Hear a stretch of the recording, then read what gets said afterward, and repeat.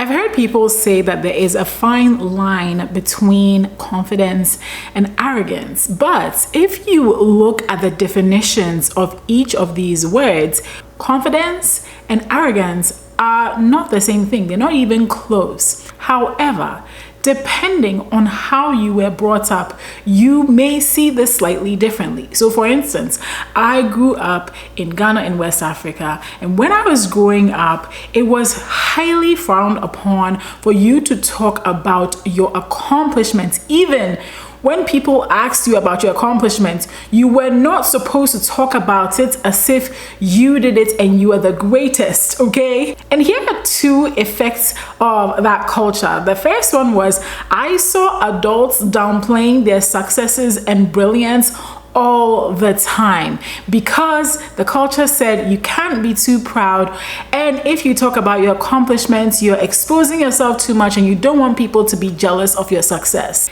And then another fruit of it was you had people that were genuinely confident and couldn't box it in for anybody, and unfortunately society tagged them as arrogant. However, when you go into Western societies, this may not necessarily be the case, and I'm not saying one society or culture is better than the other. I'm just saying that depending on how you grew up, you may not really see that thin line between confidence and arrogance. In general, there are studies that have been published around how women are less likely to self-promote than men are, or talk about their accomplishments more confidently than men are. So anyway, we do know that being confident and speaking up confidently at work definitely leads to more promotions for people at work, which means that regardless of the culture that we grew up in, it's important to build that skill of talking confidently about your accomplishments and about what you have achieved without sounding arrogant, and in a way that allows you to move your career forward. And that's what we're going to be talking about in this video. And I do want to say that based on what I already said, no matter what you do, there is somebody that's going to think you are boastful or arrogant. Keep moving with your life. People are always going to think what you're going to think. The first thing to do here is when you're talking about your accomplishments, focus on facts, not opinions, okay? So let me give you an example of that. An opinion would be, I am the #1 rated medical writer in all of the United States. And unfortunately, I sometimes see claims like that on places like LinkedIn, and I'm often tempted to ask, who gave you that title? Sometimes people have these self-imposed titles, America's #1, America's number something, whatever, and there's either no real certificate that was given to prove that, or there was no competition. It's just an arbitrary opinion that the person has put on themselves. And trust me, I did go to an event once where the person speaking was saying that you could do this as a way of building your personal brand. I don't really agree with it, but anyway, so that's an opinion. A fact, however, would be something like this. I've used the 10 years of my background in scientific research and nursing to create over 100 evidence-based and search engine optimized articles for my company. And actually, according to our marketing analytics, these articles have brought in over 10,000 visitors to our website just this year. And that's about 50% more than it was last year. So you see, facts and numbers, baby. When you focus on facts and numbers, you're focusing on something that's measurable and true. And when you're communicating that with an open body and saying that with some sense of, wow, I contributed to my company in this way, it does come off as you being confident and proud of your work, right? Not arrogant, but proud of your work. And you're just sharing that versus saying you are America's #1, whatever. Anyway, moving on. It's also helpful when you are speaking confidently about your work to use collaborative language. Now, of course, an example I gave earlier of, being the writer that wrote 100 articles, for their company and all that.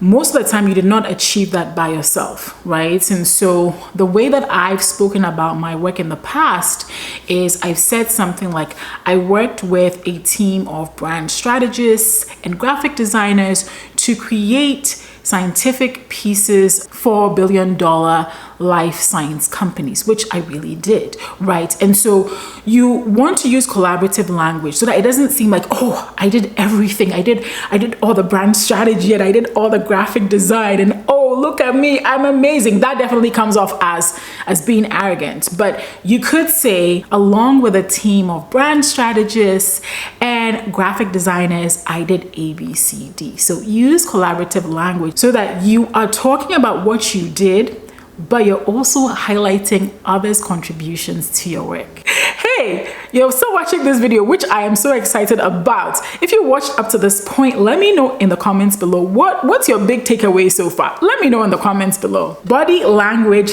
matters, right? And so when you are in an interview or maybe you are going in for a promotion and you're speaking, it's really important to give off body language that looks confident. Now, I will say again that body language is nuanced because in certain cultures, for instance, giving eye contact is considered disrespectful, whereas in other cultures, giving eye contact is a sign that you are respectful or paying attention to whatever that other person is doing. So I know that this can be nuanced, okay? And I just want to put that caveat.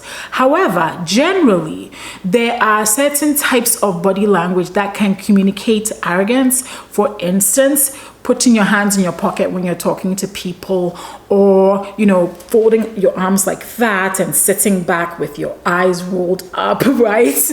All of that can look arrogant. However, if you are talking to somebody and your chin is up, maybe you have a slight smile, you're using your hands and you're demonstrating open body language, often that communicates openness. It communicates that you're confident in what you're saying, and it also communicates that you don't have things to hide. I read a book by an FBI agent, and I will leave maybe a screenshot of that book on the screen, and one of the signs that somebody was being deceptive would often be like their head is down, maybe their body language is closed with their arms to themselves like that, or their body shifted away. So you want to avoid closed body language, and once again, be open, maybe have a smile and just communicate what you want to communicate.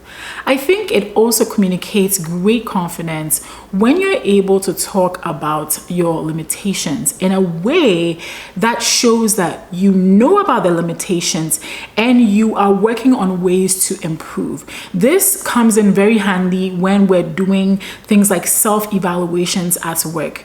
And so at my company, we do self-evaluations each year or every 6 months or so. And you have to evaluate the work that you yourself have done, right? And then your manager is going to also evaluate you, and you're going to compare and chat about things that you did well and maybe areas where you need to grow. And so this actually happened to me about 8 months ago, where we had a self-evaluation, and as I was going through it, yes, I was giving myself high marks for a lot of things, but there was one area where I felt this was an opportunity for growth.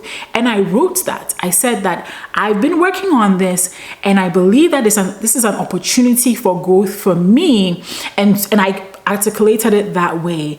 And when I met with my manager, he was like, wow, I've never really had a self-evaluation where everything that I have matches with what the other person has, which sometimes happens. It's pretty normal, but we really matched on what I had done well and what I could do better, right? And so it really is a sign of confidence if you can say, don't beat yourself up. Don't say, oh my goodness, oh, I'm so terrible. That's also like taking it from arrogance to like a whole other side of self-deprecation. You don't want to do that.